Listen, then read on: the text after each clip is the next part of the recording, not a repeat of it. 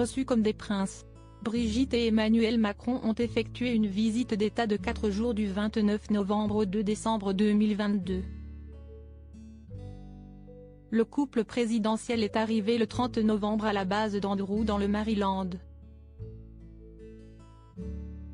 Au premier jour de sa visite, Emmanuel Macron s'est rendu à la NASA pour une réunion de travail sur la coopération spatiale en présence de Kamala Harris, vice-présidente des États-Unis. Pour le dîner, les Biden avaient prévu un repas privé et détendu dans un restaurant italien de Washington DC, au Fiolamar, situé dans le quartier de Georgetown.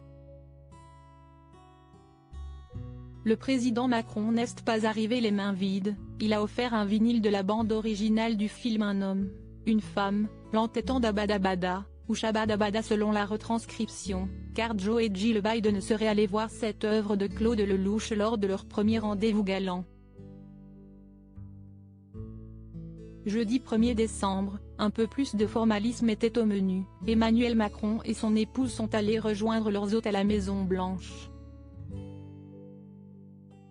La First Lady américaine en rose bonbon pétant, y a accueilli avec grand plaisir son homologue française Brigitte Macron qui, elle, était en total look vert sapin. Les deux présidents ont tenu une conférence de presse commune dans laquelle ils sont revenus sur de nombreux sujets internationaux dont la guerre en Ukraine.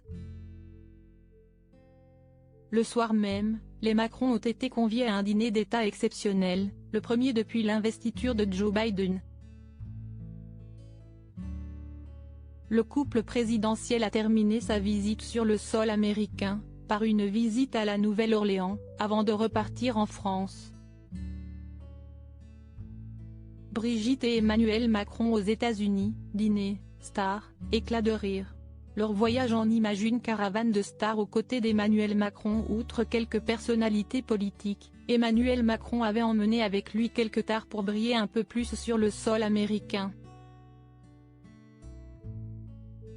L'astronaute Thomas Pesquet et le lieutenant-colonel Sophie Adenau, devenue en 2018 la première femme pilote d'essai au sein de l'armée de l'air, se trouvaient parmi les invités de marque du président Macron. Quelques personnalités issues du monde des arts et de la culture étaient également du voyage. On peut par exemple citer le célèbre réalisateur Claude Lelouch, la directrice du Louvre Laurence Descartes, le danseur Benjamin Millepied, ou encore la directrice générale adjointe du Centre des Monuments Nationaux chargée du projet de Cité internationale de la langue française au château de Villers-Cotterêts, Valérie Senghor. Enfin, l'écrivain américain francophone Douglas Kennedy était l'invité personnel du chef de l'État. Du beau monde, en somme. Crédit photo, Dominique Jacovide.